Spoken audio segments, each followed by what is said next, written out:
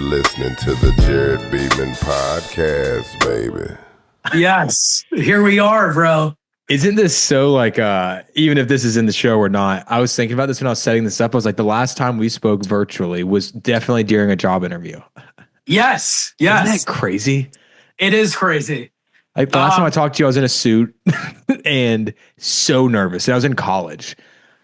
You shouldn't have been nervous because you made such an impression on me with the video you had submitted.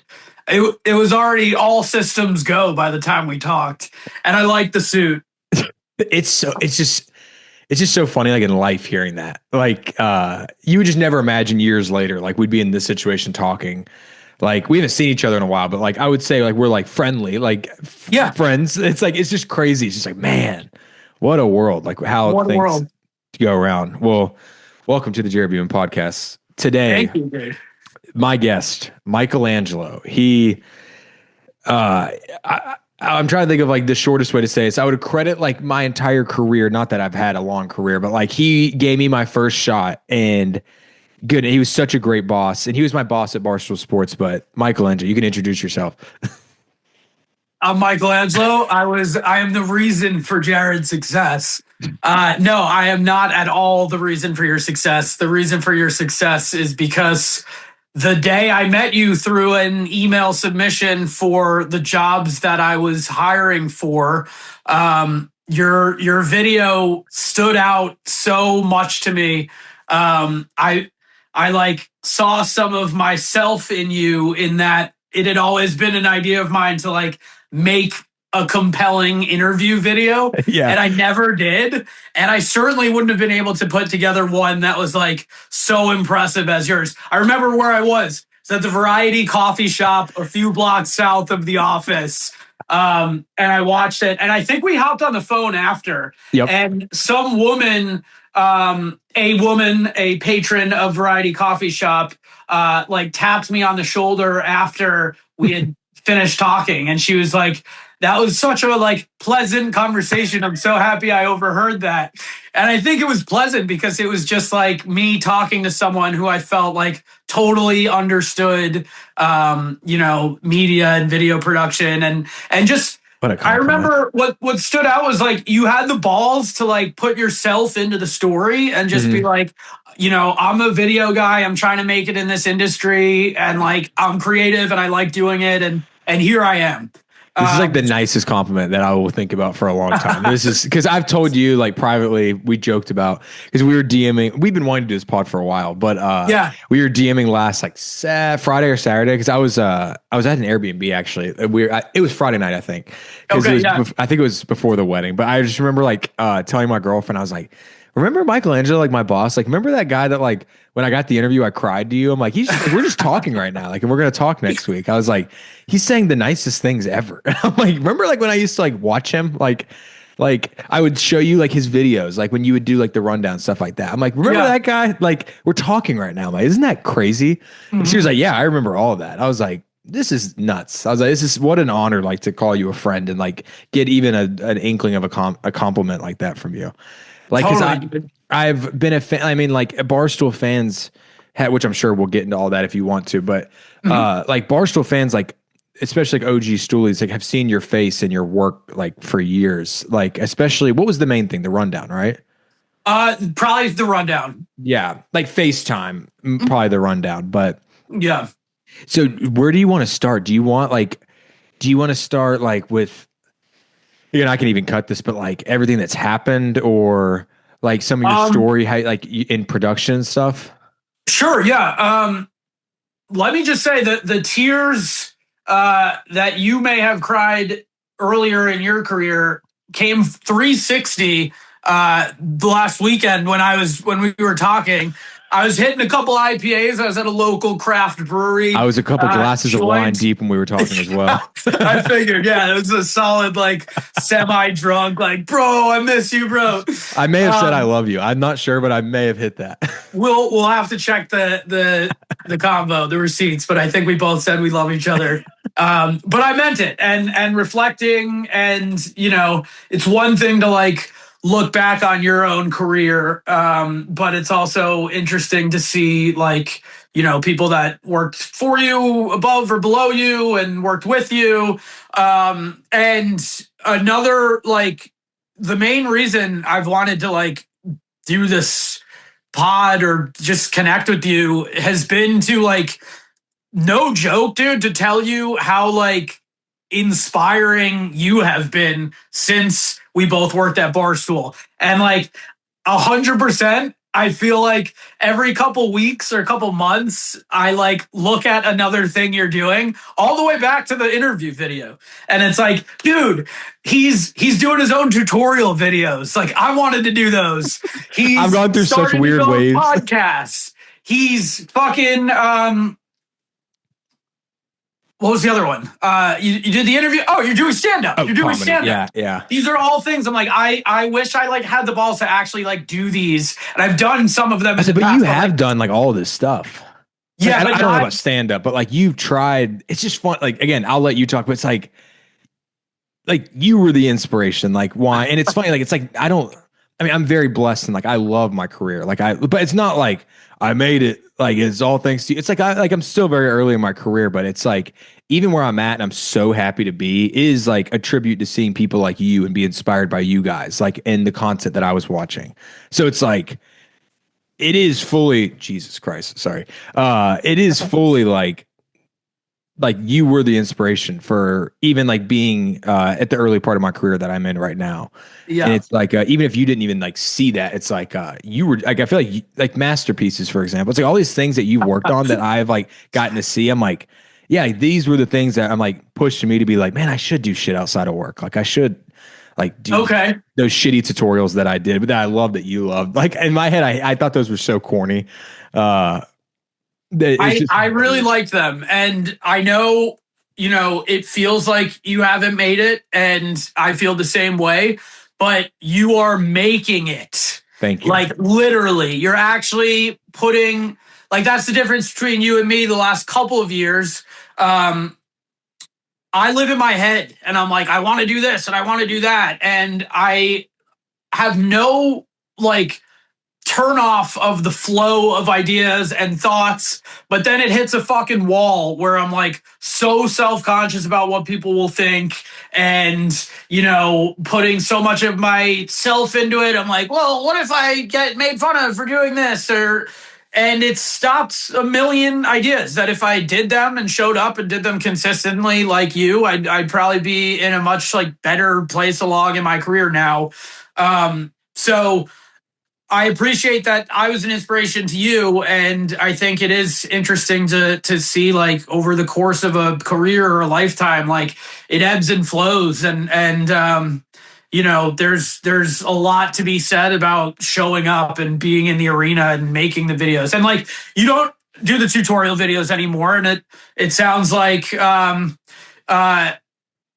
fact that you made them. And I bet leading up to it, you probably were like, I'll do these and this will go this certain direction. Yeah. And then you made a few, and at least you're able to tell yourself like, well, I tried that and I liked some of it. I disliked some of it, but I'm going to use what I learned to like navigate the next path. And I think getting to see that all of your like attempts and adjustments, and most importantly, just like the steady flow of putting yourself out there has been like actually inspiring. Thank you, dude. Have you watched any of the content from? Sorry, my dog is whining. From one of our Bussin' producers. His name is JP Hovey. He's been on my pod a couple times.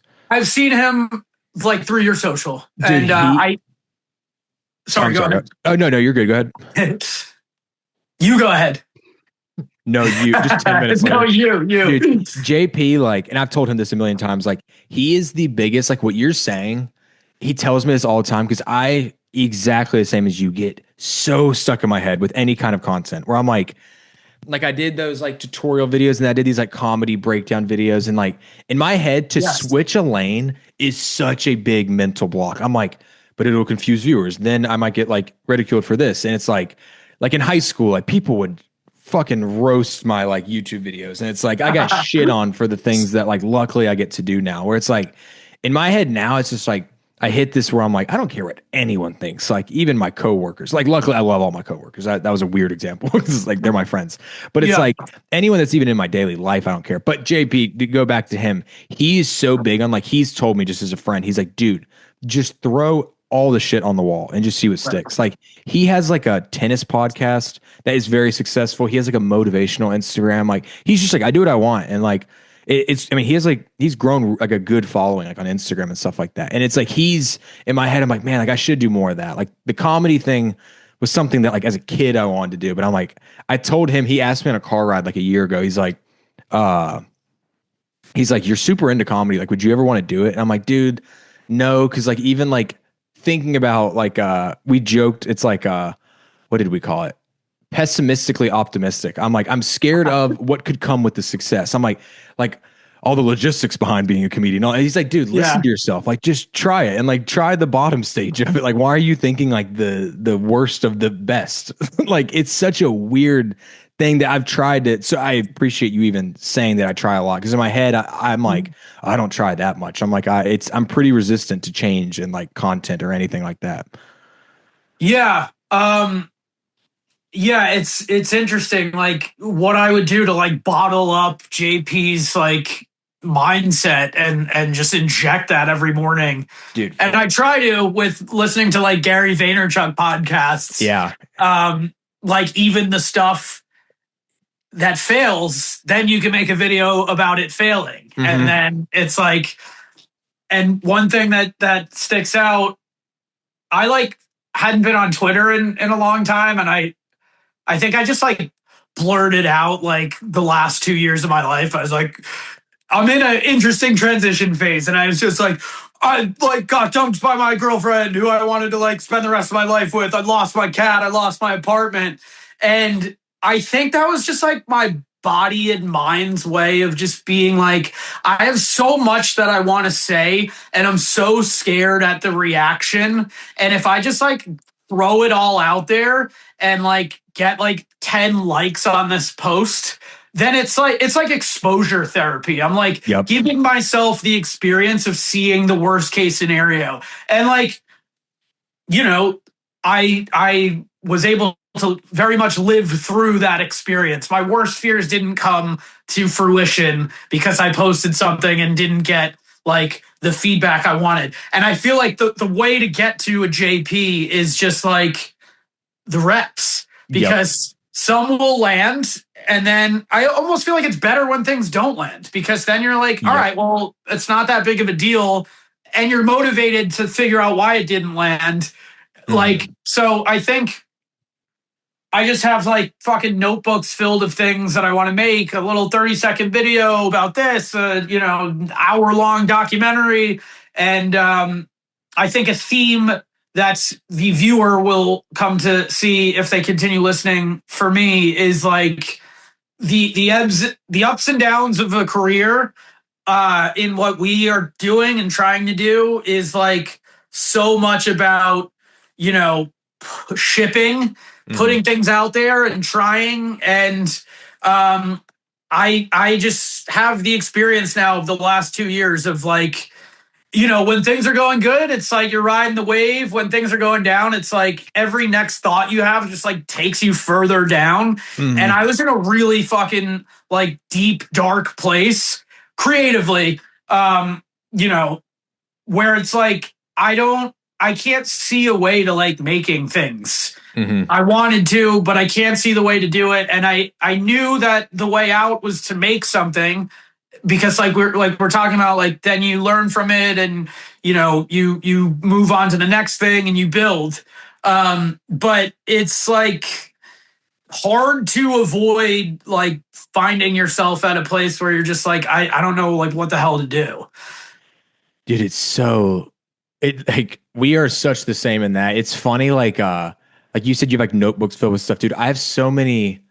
This is so stupid because this isn't like how pitch decks work, but like, like making a pitch deck for a show or something. Yeah. I have so many like pitch decks in my Google Slides of ideas like that I wanted to do that aren't for anyone except me. Like it's just to document the idea to be like, I should do that. And then like, there's so many like a YouTube channel idea that I'm like, I should go down this rabbit hole with it. And then I'm like, no, I don't like I said before, so weird that I think best case scenario, if this blows up and this does good, and then I think the bad things about that. And then like, why would I work hard for that if I don't even like it's such a pessimistic way to think.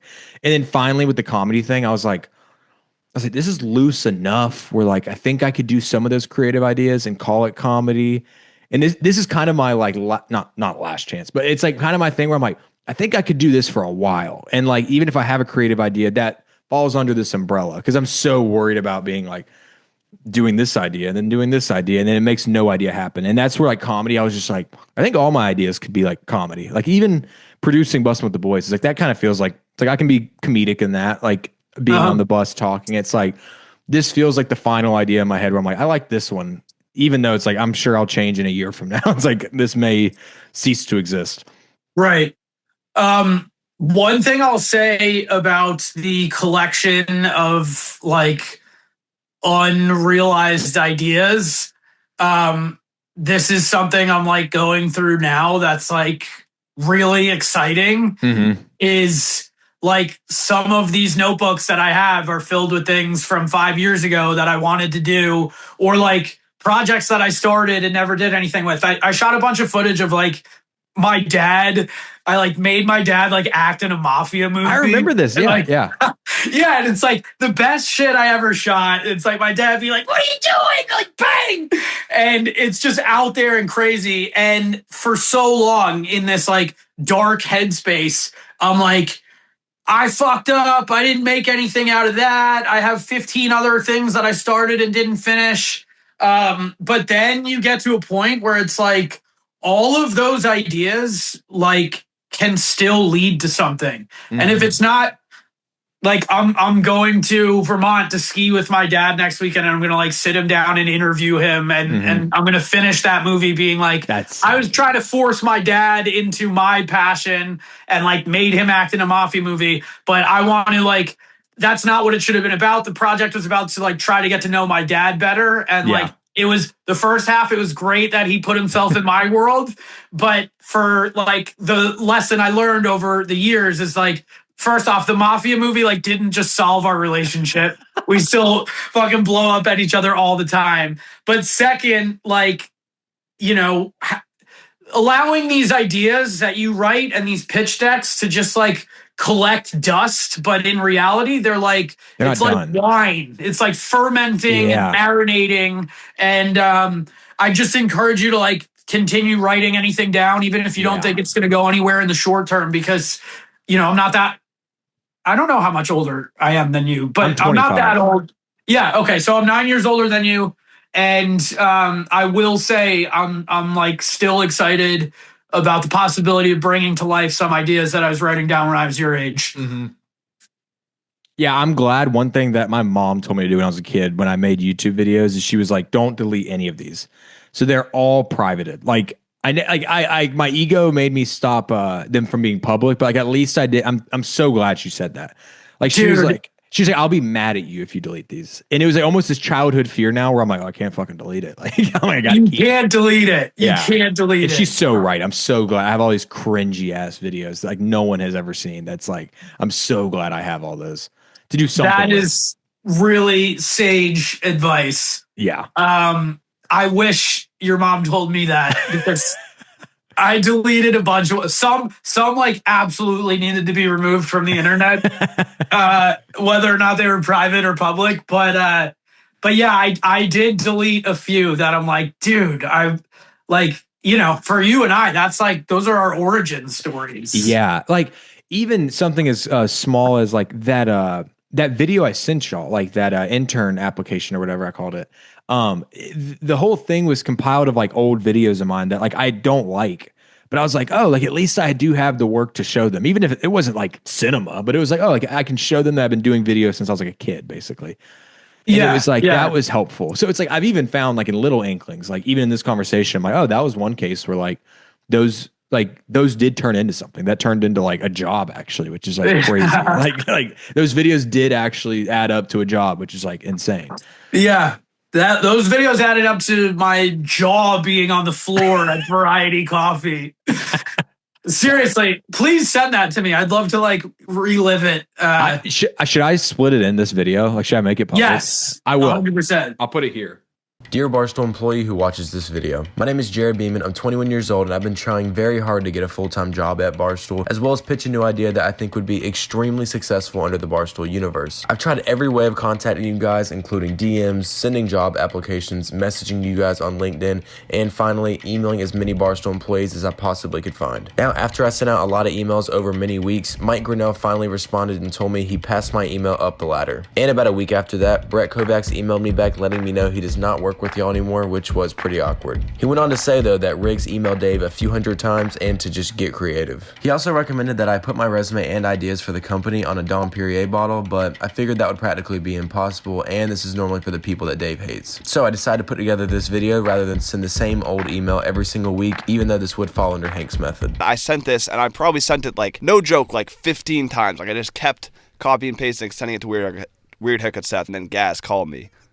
Fuck yeah. So but now I am going to explain my pitch and why you guys should hire me as simple and as fast as possible to get straight to the point. To sum up my resume, which I'd love to send you guys, I worked for a video production company for 3 years, then decided to create my own music video production company 3 years ago, giving me 6 professional years of directing, shooting, and editing videos. I have a whole catalog of these videos and content I can share with you guys. At my old job, I shot commercials and wedding videos weekly, and at my current company, I shoot and edit music videos, produce weekly live streams, and create tons of content centered around music. And this is where my new idea proposal comes in. I'd love to be a video producer, and I feel very confident that with my 6 years professionally shooting, directing, and editing videos, that qualifies me for this job. But I think there is a huge untouched market that Barstool is ignoring, which is music. Barstool Music. You guys have the platform and the framework of signing talent just like Caller Daddy and the Barstool athletes. Apply this to music artists in the same way that a record label would, and I think business would skyrocket. Second, listening to your music streams. This is a popular genre of live streaming on YouTube that rap media companies are already doing and making tons of revenue. In short, fans and upcoming artists pay a small fee for the streamers to listen to their songs and react. The fans, they get exposure while we get revenue and content. And this isn't even including the revenue from sponsors on these streams. We could also do podcasts and different shows under this genre. The possibilities are endless. Basically, I'm just saying from my experience in the music industry, I think this would fit under your fan base insanely well, and I'd love to be a part of it. Even if you don't like this specific idea, hopefully this is proof that if I was hired for Barstool, I would always be thinking of new ideas for you guys. Thank you so much for listening, and I'd love to talk more in person. I would fly to New York literally any day to discuss the possibility of working for you guys. Here's my contact information. Thanks again, and I can't wait to talk soon. That was the video. Wow. That's never been public. Okay, I'm gonna act like I rewatched it. Whoa. Like, yo, The viewers are gonna be like, that was not that fucking cool. That was pretty minimal editing there.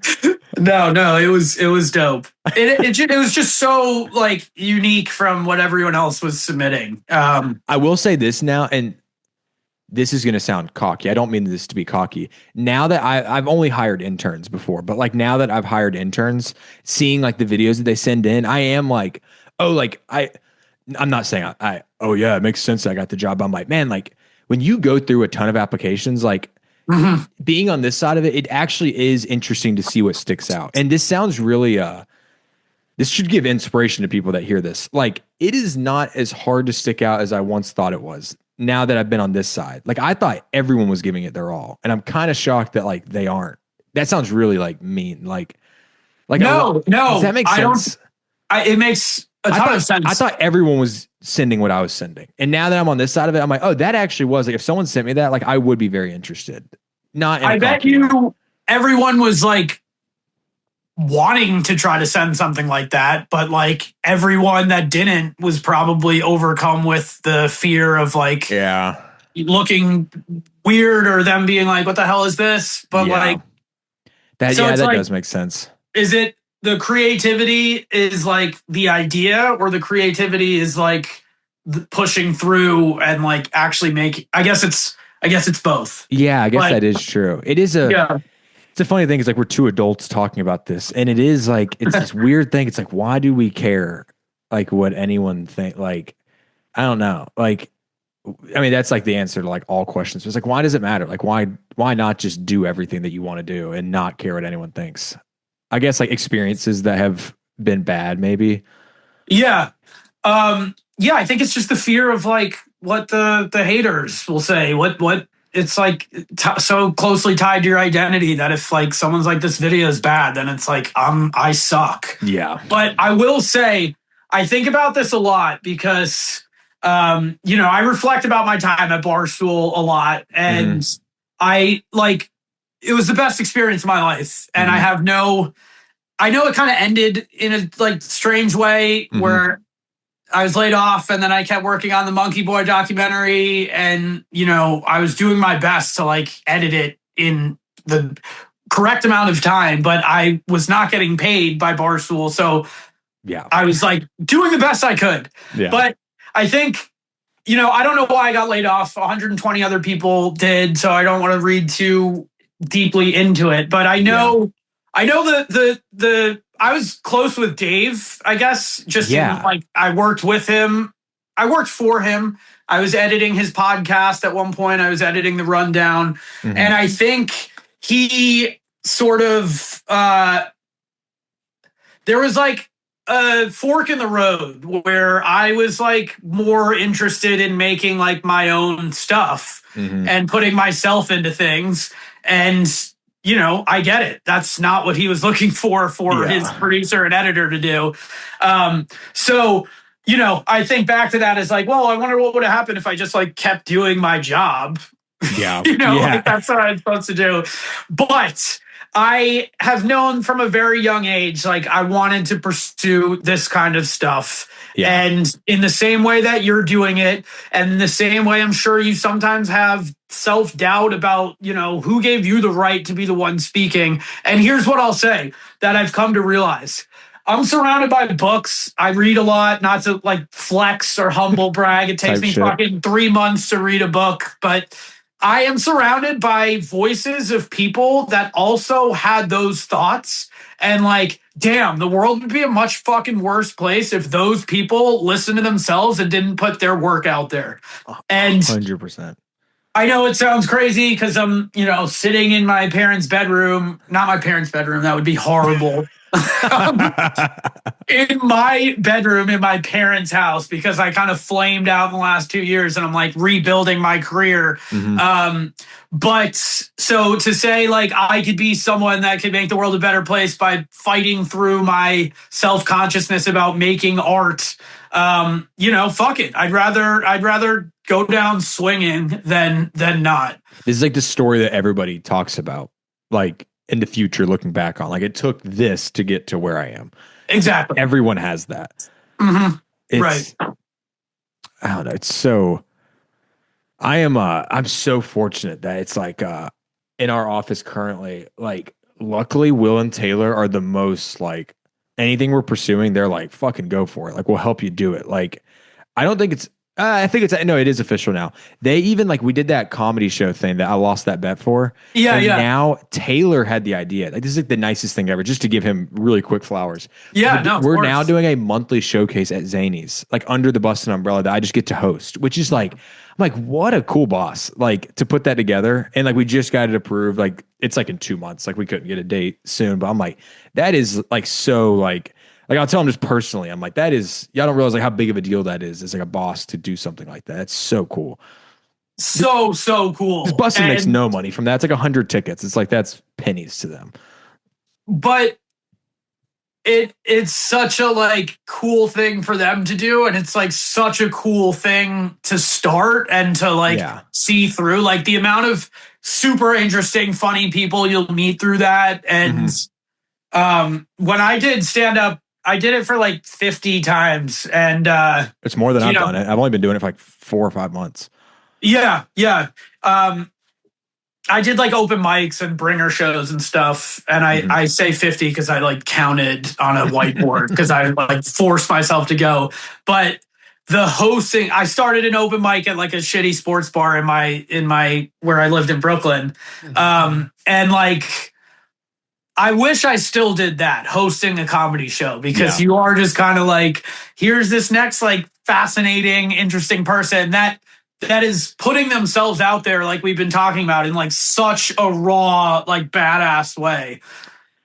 It's such a cool medium. That is to give Taylor flowers and Will, like that is super cool that they're supportive of that. And like, just another reason why I'm like so impressed with everything you've done since dude. we like worked together. I've gotten lucky with like just cool people around me, like them. It's like I would have never assumed working for them that'd be something they would get to do. It's like they're incredible. That's sick.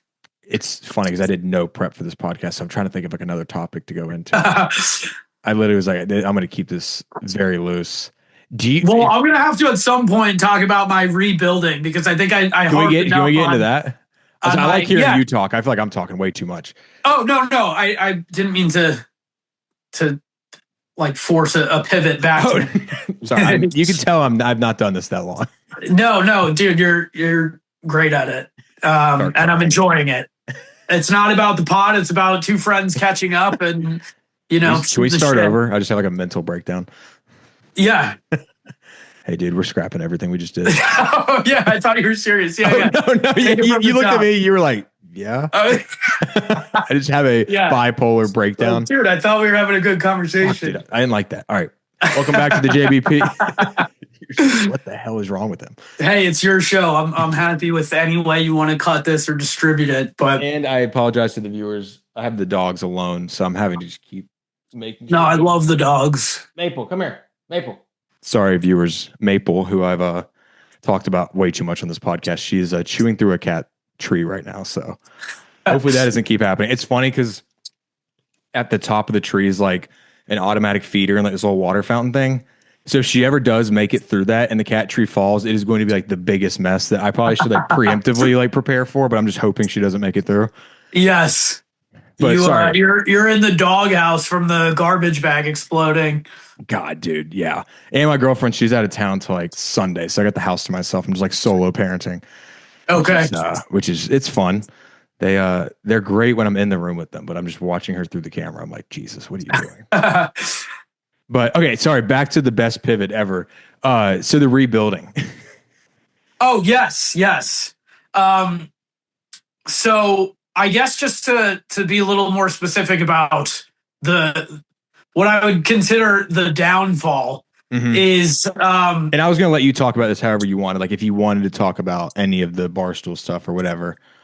Yeah, no, I would love to because it's like stuff that I want to talk about on my own in my own videos and stuff. But I've like exactly to the point we've been talking about. I've been like too in my head about how to like phrase it or say the wrong thing or anything.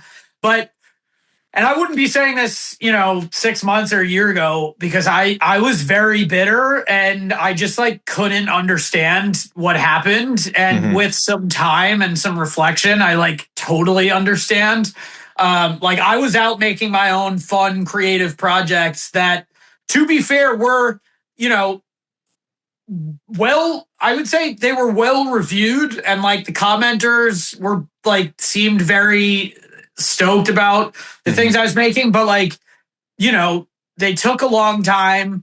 I wasn't cranking things out. And at the end of the day, Barstool is a business that's like trying to make money. So I did myself a disservice by not collaborating with the other important teams like finance and sponsors and stuff. And again, like, it was a large layoff that like I remember most of the people that I started with got laid off. Like a lot of those interns / full-time employees were laid off, except for like one of them, I think. Yeah. It was there was a lot of people that I started with that but like I'm sure everyone now, including myself, is like glad it happened because we've all, I'm sure a lot of people would still want to be there. And,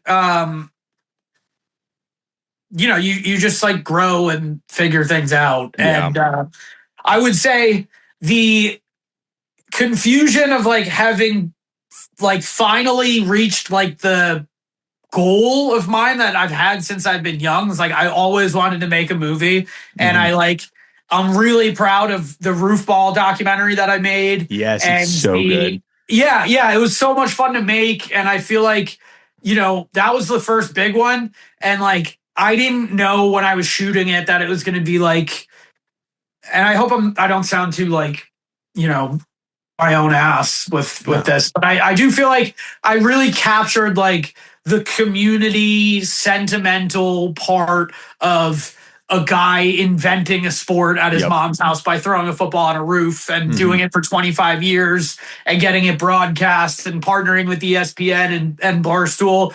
And I think just like that being the first time and like seeing what I was capable of in that medium was like super exciting. And I felt like the Monkey Boy one was like even better. And Nick and KB were hilarious. And like, so, you know, that wasn't just me, that was all of us. And I feel like that and Clemmer and Chris Ames, Monkey Boy, like the stars aligned for that. And I was like, this is what I've always wanted to do. And now I'm doing it at like the company that I wanted to be at. And then like I got laid off. So I was like so in my own head about it and tried finding the reason. And, you know, looking back, that's over 2 years now. It's almost, I was only at Barstool for 4 years. Like, but it was, I'm not ashamed to admit, it really rocked me. And people on social media who watch me like shit post for the next year and a half, like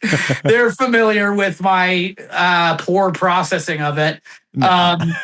And it just like, it made me feel like I was good enough to like direct a documentary, but now I'm starting from zero because I don't have a job. So I was like, half-assing freelance jobs that I got through people I worked with. And then I was like developing another project, but I like didn't have a partner and was kind of just like hemorrhaging money and it just things like just took a dive. And you know, I was in a relationship for 4 years and I moved in with my girlfriend and I was just like, it was just like a culmination of like, you got to figure this shit out. You got to pick yourself up. And it took a while to do that. And I'm still definitely, you know, climbing out of it. But I do have some momentum in the last couple months awesome. That I'm really, really pumped about. Yeah. And like, that's probably why we haven't done this podcast yet. Yeah. I've been reaching out to you saying I wanted to do it. Yeah.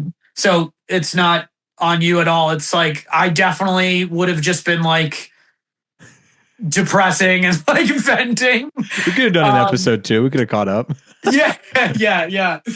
No, but I'm pumped about what I'm doing now. And, I guess for anyone younger that's listening to this, it is like in the same way your ideas that you write 10 or 5 years ago could come back and you could look at them in a different way. And they could be like so valuable to you when at that time you thought it was nothing. Like the adversity I went through in the last couple of years, it's just given everything I want to make like a finer like point. So I guess I'd love to like share a couple of the projects I'm working on. I was going to say, I didn't want to interject or ask anything that you don't want to release yet, but I would love to hear like what you're working on. Yeah. Well, thank you. I am building like after 2 years of like saying I had my own freelance production video editing company, but like kind of half-assing it. I have developed a solid, consistent routine, and I'm still doing kind of short form social media clipping and creation for a pretty popular baseball show. I just started this week working with Bailey Carlin, who also used to be at Barstool, who brought me on to help him with the videos his team makes for The Athletic and the New York Times. Oh, wow. So yeah, I'm excited about that. But the bigger projects that I'm like, you know, I don't know if I should be saying this, but it is what it is. Like, that's the truth. I can cut it too. I can cut anything. No. Let me think about it, I guess. But I don't like there's no like need to be like hiding that. That is what I'm doing. So don't cut it. Yeah. I definitely don't want you to cut it. Yeah. It won't go out till Sunday. So if you need a last minute cut, you can let me know. Okay. Thank you. So the project that I'm working on now that I'm really fucking excited about, which like combines a lot of the ideas we've been talking about, you know, delayed gratification of projects and watering seeds until they blossom. This feels like a project that's been like building up inside me like for my whole life. And I'm really excited that it's going the way it is. But it is about the fact that Major League Baseball in 2020, after decades worth of labor disputes with minor league players, decided after the minor league players unionized and fought for better conditions and won, instead of just paying the players what they fought for, they used COVID and some other BS excuses to eliminate 42 minor league teams across the country. Yeah. Like all over. This is all was started from a book I read. I have to give him credit. His name's Will Bardenwerper. Yeah. He wrote this incredible book called Homestand. Is this like a documentary? What I'm telling you is a documentary. But the idea I had was, you know, I have to give him credit. It's from that book. Yeah. There are many things written about it, but his book was incredibly beautiful. And for someone that grew up playing baseball and, you know, recently had worked on projects where I'm like going around to these minor league teams, seeing just the like lack of heart and soul that a $12 billion a year organization has for like the grassroots people in these towns that like are the backbone of support for baseball. So the author spent a season in Batavia, New York, just like kind of getting the lay of the land. And he ends up meeting all these people and all the different characters, the owner, the super fans, the old like retired women that become best friends that hadn't known each other until, you know, later in life that go to every game. And a lot of, again, what I like experienced shooting Monkey Boy. And last summer I was trying to film like a sequel with him where I like was like in the backseat of his car driving from Florida to New York. And we stopped at like 50 fucking little baseball stadiums. So the like ethos of the idea for the documentary was like small town baseball. And then when I heard the story of Major League Baseball axing 42 teams that had been there since like 1929, like Jesus, like fully embedded in the community. So the story is many of those towns have, since losing their minor league affiliation, have produced new teams in different leagues, mostly lower than minor leagues, but like competitive college players that are like hoping to get signed. So one of like the more beloved minor league teams was the team based out of Lowell, Massachusetts, which is like just such a great American city. It's like the heartland of the Industrial Revolution. Yeah. And my dad's from Massachusetts, so I know like all these little towns. Oh, okay, cool. Yeah. So they were the Lowell Spinners, and they lost their affiliation in 2020. They hadn't been around in 6 years, and now they, due to the efforts of you know, some of the owners in the league and some of the people, the Futures League is like Nashua, Burlington, Vermont, Norwich, Connecticut. There's 8 teams, I think, and due to the efforts and local people that grew up in Lowell, they're bringing the team back with the same name and the same kind of character of the team. So I have partnered. This is the part I'm most excited about. I have partnered with someone that I used to work with at Vice Media before I was at Barstool, who we were like friendly, but we, you know, hadn't spoken in a while. She went on after Vice to direct documentaries for The New Yorker. Yeah.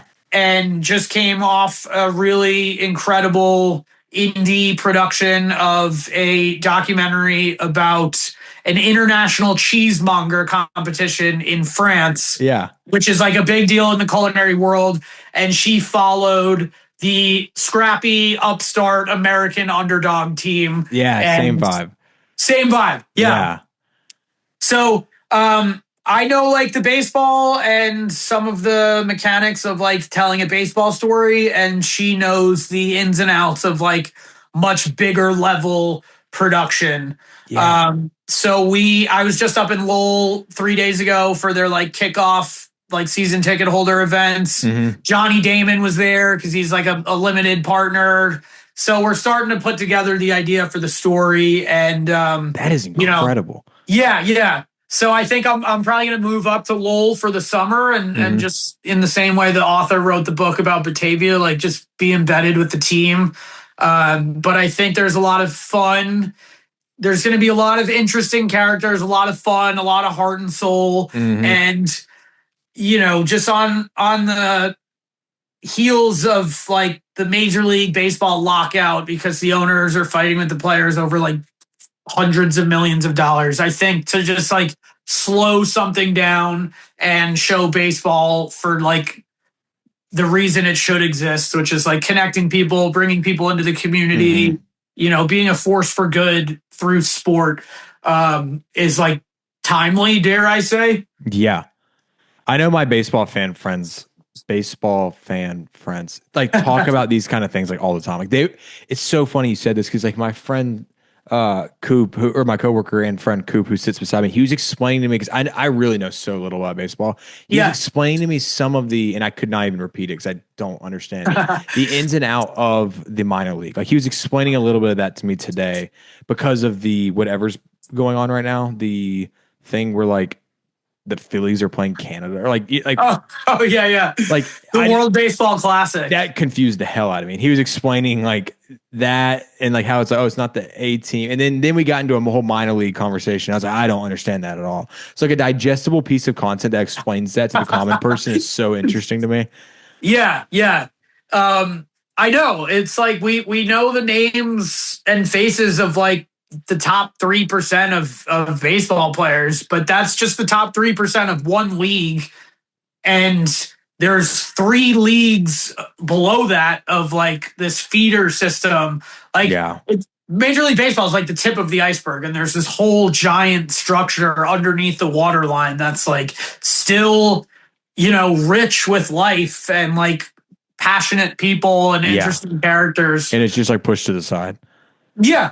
Or just, there's less money in it. There's less like reason for people to be having things about it shoved down their face. But I think this will hopefully like pull the, I don't know what the phrase is. Look under the hood. Look under the hood. Yeah. Dude, that is so incredible. I am so excited to see that. And one of my first episodes on here, when I did a solo episode, I like went on this rant. It was kind of rage bait, but I was being serious, where I was shitting on, because I know you're a really creative person. Like you made probably fictional stuff before. I'm exaggerating a little bit, but like basically the crux of the rant was like, I hate fiction. I hate fantasy. There's way too many interesting stories. Like we could just there's such like this, like that's so interesting. Why are we making Star Wars? That's me exaggerating. Like obviously I understand why Star Wars exists, but it's like there's so many cool stories that I want to learn that it's like I don't even want to waste my time on the fantasy. Right. I remember watching your video, and I seriously remember being like, I couldn't agree more. I've met maybe 3 people that agreed. My dad was one of them. Like no one agrees with me on that. No, like you need your Star Wars, and you need your, I understand. Like, Breaking Bad is my favorite show. I understand. But here's what I'll say. I know documentaries have had like a resurgence of popularity in the last few years. And I think there's like still so many, how do I phrase this? I still feel like a lot of them are like, I'm going to agree. I think I know where you're going. They're like almost formulaic now. Cookie cutter, like the Netflix. Like Netflix has a cookie cutter way they do documentaries, and I watch them all, but it kind of annoys me a little bit. Not to just shit on these people that are probably working really hard on them, but it feels like a lot. Yeah, no, not to shit on them. And like I watch them and I love them, and I draw a lot of inspiration from them. But I think there's an element of like, yes, okay, this is the story. We're just going to see these people sit in a chair and like hold your hand through a story. I think there's I think there's room for more documentaries that are like more cinematic. Could not agree more. Like I could, if I sat and thought for a second, like there's probably like three in my head that I'm like, man, I've rewatched those documentaries because they're like a movie. Like, Yeah. I can't even think of them off the top of my head, of course. But one, I'm sure everyone that worked on this is good. I can even bleep it out just to not disrespect people's hard work. Did you watch Poop Cruise on Netflix? No, I know it and I watched the trailer and like almost watched it. It's the crux of like when I watched it, I was like, literally, they just grabbed a couple passengers. They asked them all the same question. Like, didn't even really get creative in the editing where they're all just like, so we got on the boat. So I got on the boat, got on the boat. A little bit of B-roll. And then it shut down. And then the boat shut down. It was the most, I was like, come on. Like, yes. And it's like you're reacting to something that already happened instead of like, and no one could have foreseen Poop Cruise happening. But like, yeah. filming it in a way where like the filmmakers are like shooting the story cinematically as it's happening, I think is more interesting. Yeah, I literally, that was in the rant, like where it's like, I hate to shit on anyone's hard work, but it's like documentaries, this is like my bread and butter. I think what you said was like the perfect way to word it. Like there's so much room for creativity and like storytelling in them like right now. Cause it's like, there's kind of a cookie cutter model that's probably very profitable that's working right now where it's like, this is I wouldn't call it a hole in the market, but like you really have identified something that's like, hey, like documentaries are like popular right now. I'm not saying this is how your train of thought went, but it's like, and you've come up with this really good idea, and it's like, it's also like something that's trending right now, which is good. And like as an added bonus, like the ones that are coming out right now, I'm not saying all of them, but like a lot of them were like very like the same thing. So it's like, this is almost a really good time like to be making something like this. Like, yeah. And like, there are obviously so many people that are like paving the way. And like I'm drawing inspiration from like what you said, like other things that I've seen. I think it's, of course this needs to also be a form of the medium as well, but I think the idea of just like identifying a story that happened in the past and getting people in a room to reflect on it, and it's funny that because this person aged and they're all looking back, and like, sure, looking back is great and those are necessary, but I think the point I'm trying to make is like there's room for stories that are forward facing and like the camera is following the story as it's unfolding, not reflecting on something that happened 30 years ago. And like trying to make that cinematic. Like you can make the present cinematic. Goodness gracious. I feel like people are going to be like, who the fuck does this guy think he is talking about films like this? No, but the most cuts I've ever had in an episode. Wait, where were we talking about? Yeah, so I feel like you're saying the in the moment ones. I feel like I saw one recently where you said who the fuck did this guy think he? I mean, like I really do think like to give you your flowers. Like if you watch your discography, is that what it's called? Wait, that's music. That's music. Yeah, you should listen to my discography. Fire. Filmography. What is it called when it's filmography? Yeah, filmography is the word. Yeah, I think so. Like if you check out your stuff, it's like you do have like the footing to say all these things. It's like you have the evidence, like to have these opinions and like to be making these types of like statements. Like because you just said you're like the audience probably is like who the fuck is this guy? It's like no, you have the experience and the evidence to like back this up. It's like you've done the work to get to this point. Thank you. I definitely am excited to like be an advocate going forward to like, like any artist try to promote like their style. So I also find it so cool and respectable that you're like, and I'm going to move there for the summer and like get myself into that. Like that's such a, like as someone that's such a fan of documentaries, I'm like, man, that is such a like respectable, cool, like dedication to the art. It's like, I don't know. I'm like, like I said, documentaries is my number one favorite piece of media to consume. And like I made a mini one for Bustin' with the Boys last year. And it's like I couldn't imagine like putting that much passion into it where it's like ingraining yourself in it. Like that's so sick. And like I keep saying respectful. Like that's just so cool. Like the willingness to do that. Yeah, I don't know if I'd be able to do it if I was still in my relationship living in Jersey City in a shared apartment with the person I wanted to marry. But I am like, things happen for a reason, and my life opened up, and this story I've been kind of allowing to develop in the last few years. And I was just up there this weekend, and I was in the mindset of like, maybe I'll think about coming up here a lot to be here. And then I was just like, and it's not like the ultimate sacrifice to live in Lowell, Massachusetts for 3 months, but it is going to be an unfamiliar town. And, I'm in my mid 30s and to just like start over in a weird mini way.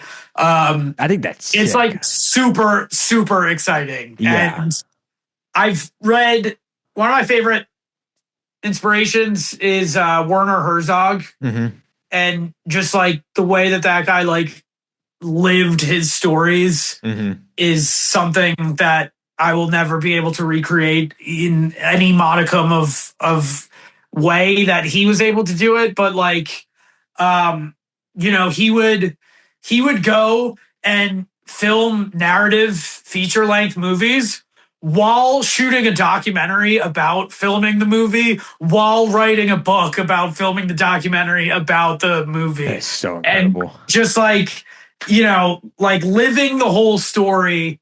And for this Lowell experience, like I'm, can't say it will go anywhere, the film or the book, but like I'm approaching this as like a life experience that I just want to like give my heart and soul to try to make it the best movie ever. But I'm also going to be like, after a shoot day, like scratching notes into my notebook and like collecting a narrative of like, my experience, even if it's just for myself, like just to be able to look at that, like how you didn't delete your videos that you made. Like, I don't want to delete any of the stories that I lived through the experience of living them. And I'm like obsessed with like the idea of like Ernest Hemingway and like George Orwell, like going to like fight in the Spanish Civil War and like writing a book about it. Yeah. Like such badass, like unbelievably cool things that like I would never have the balls to do, but in my own way, like telling this little baseball story, but like, honoring their tradition.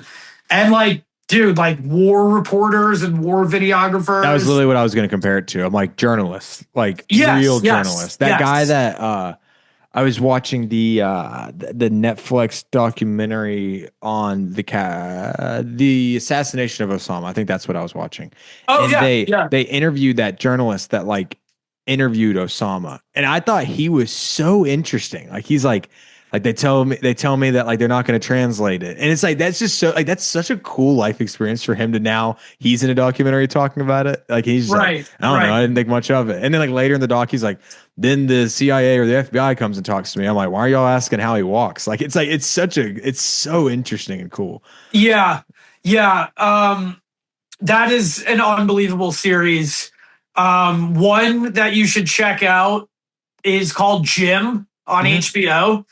It's about a war reporter who he was like, not to spoil it or to like bring up a like major tragedy, but he was beheaded by ISIS like on TV. Wow. He was like you would recognize the images. It was probably like 10 years ago. I might watch this tonight. Like that's insane. Dude, he was just such like an unbelievably like passionate, like such a gem of a human being.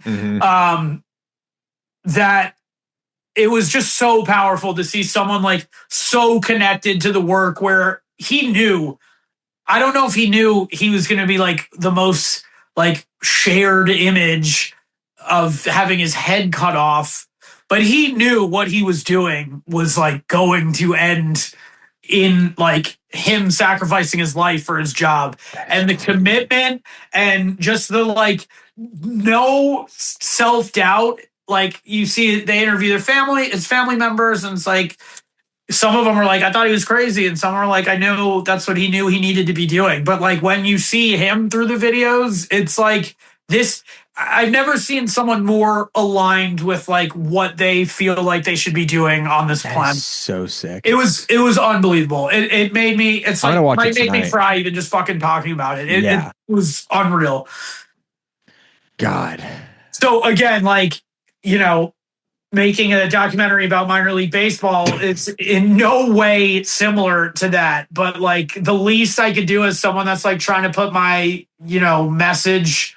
It's not my message. It's the message of community and connecting people. Like I feel like that's important. And I just like don't want to sit on my heels and like allow the story to pass me by. I want to be there for like everything that happens. That is so sick.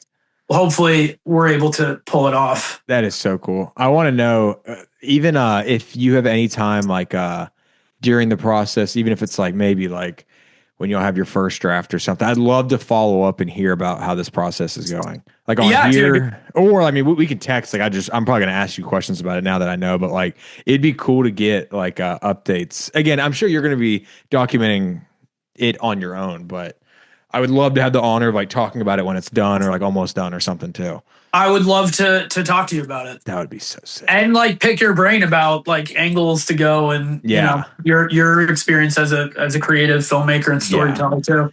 Yeah, it's funny because I was shitting on those kind of documentaries, and if you watch the documentary I made last year, it was like 25 minutes, but it's funny because like you if anyone watched that, they could probably easily be like, Jarod, you did that cookie cutter method. And it's funny because it took me like 5 months of editing to do it. But it's funny because it's like I thought I told a good story with it, but it is hilarious. That's like who am I like to say that? Like I've only made one piece of media like that, and I'm sure it fits the mold of what I was saying I don't like, which is funny. Yeah, but not just to shit on myself. No, yeah, I suck. Like same goes for everything I said too. Like I sat people down and interviewed them about things that happened 25 years ago. I hope we're doing it. What we said we shouldn't be doing at the beginning though is finding like self-critical reasons to not do things. It's like the whole point. Yes. So right. That should be the lesson. Like, let me not shit on these creatives for doing what they want to do. Right. Poop Cruise was good. Poop Cruise was good, and it like served its purpose in the zeitgeist of like entertaining documentaries. I watched the whole thing and I laughed. Why did I have to be a pessimist and shit on it after you spent 10 minutes earlier? So in the comments was timestamp. Y'all are talking about haters, but then you're ridiculing this guy that went out and made this documentary that I loved, that my whole family loved. Like, right. Yeah, shit. No pun intended. Poop Cruise. But that's on me. No, I think we're just creative dudes talking about what we're interested in. And I think this will be raw. The same way, like I don't object to us shitting on Poop Cruise because it's part of the process. And like the most ideal version of the project I want to make, of course there's going to be people that shit on it, even if it's exactly what I want. Yep. So I think it just comes with the territory.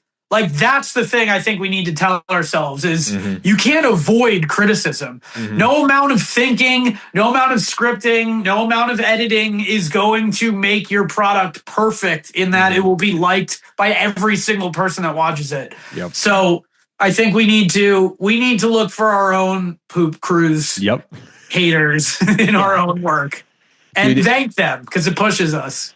A mini version of criticism that I honestly just laughed at, like after it happened. Like it was just, I got to come home and tell my girlfriend about it. I'm like, this is hilarious. That when I first started going to open mics, and I talked about him on a podcast a couple weeks ago, this like guy in his 50s, like he's like one of the first guys I met.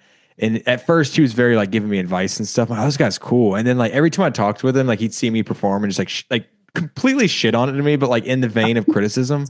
And like at first I was like, oh, I need to listen to everything he's saying. Like he's trying to help me. And then like when I got the Zany's show, Zany's posted an ad for it. And he's just in the comments openly shitting on me. And I was like, Jesus, dude, like, what the hell? And then like I quickly realized, I was like, I don't like, I'm like, why? Like, because it bothered me. I was like, what the? I thought this dude was my friend. Like, it's like weeding out stuff like that where it's like, I don't know. It's like picking who you take your criticism from, which is like, I guess what people say about the comments, where it's like getting criticism from people you respect or they've done something you respect, I guess, is like, I didn't really have an end angle with that story as I was saying it. No. I totally get you. As I said, I don't even really know what the lesson is there to take away. I just wanted to talk shit on that guy one more time. Yeah, well, fuck that guy. I'm gonna go on Zany's and tweet back at him and save you from him. No, but I think the lesson is the criticism from random guys that are heckling at your show absolutely pales in comparison to the criticism you will ultimately give yourself if you don't put yourself out there in the way that you want to try. What a bar. Yeah, what a way to turn that around. Landed that ship. Hell yes. we got there together. And I do think it's like, I'm only saying that confidently now because it's taken me 2 years of really watching like the life I built crumble around me. And I'm like, how the fuck did this happen? And it happened because I just like, I listened to like all of the guys in the crowd heckling me that existed only in my head. Mm. And then I finally realized like the voice of like, dude, you're like literally just pissing your life away by not getting up and filming the thing you wanted to, or like, you know, having a hard conversation with someone about trying to raise money for a project you want to make if you wanted to make it. Like, I didn't do any of those things. Mm-hmm. And yeah, finally the voice inside my head is like, dude, get the fuck up. And like, yeah, if it comes at the cost of someone chirping you or someone being like, oh, weren't you like the idiot that got fired from Barstool? It's like, yeah, dude, like I am, and I was. Yeah. But like, we're chilling. It got me where I am now. Sailing to the next coast. Yeah, it's like, but look, it's like, yeah, just everything is an accumulation of where you are now. And yes. Like, you couldn't have done any of it without that. Yes. Yeah. Yes. I'm trying to be way too like prophetic and like deep. It's because like, I think all these things, I mean, like we drunkenly were texting on Friday like about all these things, and it's like now that I'm like trying to say them soberly, I'm like, this doesn't sound as smart as it felt on Friday when we were hammered. But it sounded even better. I thought we were cooking. We were cooking. I think we better be drunkenly texting this Friday night. Yeah. Oh, I will. I got the house to myself. I'm just gonna be wined out on the couch. Hell yes. I'm actually dog sitting Friday night as well. So, really? Yeah. We'll be texting then. We'll be chilling. The same exact thing as last Friday. Yeah. But dude, thank you so much for doing this. Like, did we is there any other things that you want to like talk about or get into before we wrap it up? I got all night. No. But I don't want to take too much of your time. No, I think I think that was great. And like, perfect. The reason I feel like it is good is like I feel like I've lifted a weight off my chest by just like talking about it. Yeah, like I like my story, and I like that I fucked up, and you know, shit kind of was tough for a while, and I think it's like good to say it. Yeah, it's good to hear it. Again, like all the stories I've read. Like Martin Scorsese like almost died from like being on a coke bender because he was so self-conscious about his first movie when it came out. Yeah.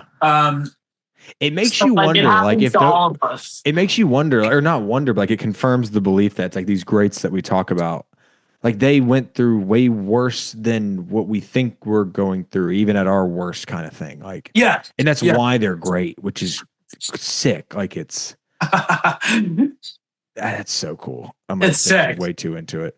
No, it's sick. That is incredible. And one day, kids will be on their futuristic ass iPads doing their own podcast talking about you and I and almost dying from coke bender. Well, no, that wouldn't have been. Cut it. Cut that. That's not what happened in my life. But, you know, the struggles we're going through now to put ourselves out there and be creative and try to have our voice be heard. whether or not it happens, it's a beautiful ride, and it's like it'll be fun to continue to track your success and your career and your growth in our quest to take our mantle with those names. Like I also feel like it's not saying that out loud. It's just being like, yeah, I do want to fucking win an Academy Award for Best Documentary. Like, yeah, I do want to be remembered for the work I made. Yeah. Also feels nice to just say. Dude, yeah, I feel like I say it like too much. I'm like episode 1 of this is like, I was like, I don't know if I want to be Chappelle's level, but like, I'd like to be like Shane Gill. I'm like, what the hell am I talking about? Like, it's like, I'm talking way too much. Like I said, of the best case scenario. Yeah. Oh shoot, don't let me blank on this. What was I going to say? It was off of what you were just saying. Oh my God, no, I'm not going to forget. Oh, fucking God. Yes. Thank God. Took everything in me. So it was something that you said that triggered this thought. Wait, just so I remember. It was something you said in the middle of that. Sorry, I lost my train of thought. Is like the biggest thing, which I feel like you've encapsulated and you've kind of said through this entire ride, ups and downs. And I like to think that I tried this too. This is like my goal with it, where it's like, no matter what the day job is, which I love my day job, but it's like, whatever that side quest is that you're doing, like whether it's like which side quest sounds like almost disrespectful to call it, but like comedy or like a documentary, like passion projects, I guess you would call them, or whatever you want to call it, even if that is your career, like your full-time career. I always tell my friends that like have little side projects, or they're like, oh, like I kind of want to be doing something like fun. I'm like, the cheat code in my head is just like, and it sounds so obvious, but it's like, if you just can find anything you enjoy, like just do it. And it's like, until you don't enjoy it. And then it's okay to just do something different. And it's like the second I'm like selfish I'm like selfish with my energy. And someone else gave me this advice where it's like, be very selfish with your time and energy, where it's like, put energy into stuff, try stuff. The second you don't like it anymore, like if that's draining your energy, just do something you like. And that's not quitting. That's just like pivoting, like you were saying earlier. And it's like, I don't know who gave me that advice, or if it was in an anxiety book or something I've read, because I've read those. It's like, I think about that every day. I'm like, the second I don't like, especially like comedy or something like that, I'm like, I just won't do it anymore. It's like, maybe I'll pick it up again in like a couple months. Like, if I don't want to go to an open mic in my head, it's like, I just won't go tonight. It's like, I'll record another episode of the podcast. As long as like you're moving forward in something you like, I feel like that's like all you could ask for in life, or like ask from someone. 100%. And again, like why I feel so like happy to connect with you and absorb your energy is same with you. Thank you. You like the tutorial videos and whatever it took you to get to the tutorial videos. Like you are sitting now in this position of, having tried a bunch of different things. Now you're hosting your own podcast, you're hosting your own comedy show at like a world famous comedy club. Like you are there because of the bumps and pivots along the way. Yeah. Whereas someone, the equivalent of you who didn't hit record on the first tutorial video would still be sitting there thinking to themselves like, dude, this tutorial video series is going to be awesome. Like, then you look at your notebook and it's like the first time you wrote about the tutorial idea was like 6 years ago and you haven't done anything about it. And it's just pulling the trigger like on. Yes. Which I'm preaching to, like I said, shout out to JP. Like I said in the beginning, it's like, he is that friend that has been pushing me. He's like, just do it. Like, especially posting content. Like, it's such a nice compliment that you're like, oh, I saw this content you did and I liked it. I'm like, I hate putting my content out there. Like, if it was just me, I would schedule this podcast and never promote it or clip it or anything like that. But he's like, dude, just put yourself out there. Like, that's how the opportunities come. And it's like, he's so right. It's like, even I met this like guy from a comedy studio recently that like, I film my podcast there normally. Like I do Zooms here. But he told me, and it was the most like, he's like, oh yeah, like I just saw this Instagram story you posted one night. Like that was such a one-off little thing that like I kind of made myself post about comedy. He's like, yeah, someone just sent me that, and then like I hit you up, and like now like I use their studio. It's like so mind-boggling, those little opportunities that turn into big things from like just pulling the trigger on things that the people that care about it that I think are haters, just like they're not like, why let that stop the good things? Right. 100%, dude. One quick thing. because I was thinking about this in anticipation of the podcast, just to echo like what happens when you just do something. Like you never know what could happen. And I just got to give credit to my co-director on the baseball documentary I'm making, because I reached out to her like pretty randomly last fall. I was like, I knew she, had went on to success, and I was like trying to ask her. I met up with her to like get advice from her and like see if she could connect me with someone that could help me find my next job. And we just ended up talking about this baseball idea I'd been developing. And it turns out her brother lives in New England and like loves going to minor league games. So I was like telling her more and more about it. And then I sent her the like outline I had. I sent her the link to the Monkey Boy doc from Barstool. And we had a great talk. And then because she was like 8.5 months pregnant at the time we talked, we like kind of went our separate ways, and we like kept in touch a little bit. And it wasn't until like 4 months later she reached back out to me and was like, I finally had time to, I just had a baby. I have a lot of things I'm dealing with. But I finally had time to like watch the Monkey Boy documentary and read your pitch. And I like absolutely loved both of them. So I'm sitting here now fully aware of the fact that I would have no chance in hell at making the project that I want to make this summer with her if it wasn't for her coming on board. And I was just thinking earlier, like, if I didn't just, and it's the same way with making a video that someone sees or sending a text that you want to send. Yeah. Like, if I didn't hit send on that fucking message to Sarah Joe 5 months ago, and if I didn't show up to the coffee, like I could have just been like, oh, running late, can't meet you. Like there were a million reasons that conversation couldn't have happened. And it did. And now I'm like I truly don't know where I would be if I didn't have the opportunity to work on this project with her. And that all came from one text. Makes you wonder like what is out there right now. It's like exciting. It's like, what else can I do? Like what's next on the horizon? God, that's like inspirational. That's so cool. Yeah. I mean, the same with your story of like making a video and leading to a connection. Like you don't know even where that, like you're just at the beginning of that friendship. Like who knows exactly what that could, lead to, or who that person connect you with. Yeah. It's cool. It's like